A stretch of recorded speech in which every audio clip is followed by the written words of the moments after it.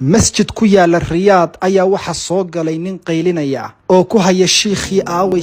aaway waxa la yiri wakaasa sheekha markaabuu intuu sheekha u tagay buu wuxuu yiri sheekhow soo bax balaaya dhacday sheekhow soo bax sheekhi soo yaaban ayuu wiilka raacay markaabuu sheekhu wuxuu yiri wiilka wuxuu igeeyay qubuurahaba waxa ku wareegsanaa oo taagna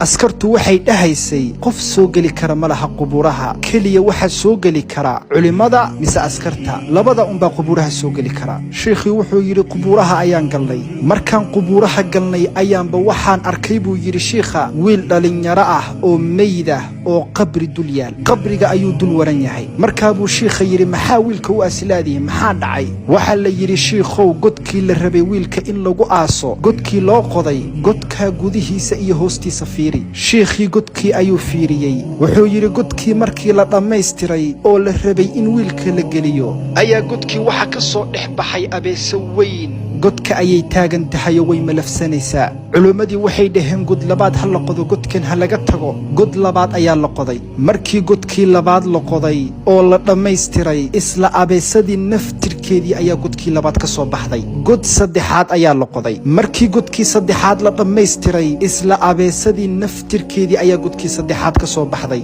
markaabay culimadu waxay dhaheen abeesada godka xoog ha looga soo saaro abeesadii godkii ayaa laga soo saaray oo biro iyo waxba lagu qabto banaanka ayaa la keenay abeesada markaaba wiilkii dhalinyarada ahaa godkii la dhigay markii godkii wiilkii sida loo dhigay oo la rabay in la aaso abeesadii iyadoo seynta warfinaysa ayay dadka dushooda oo dhan ka soo booday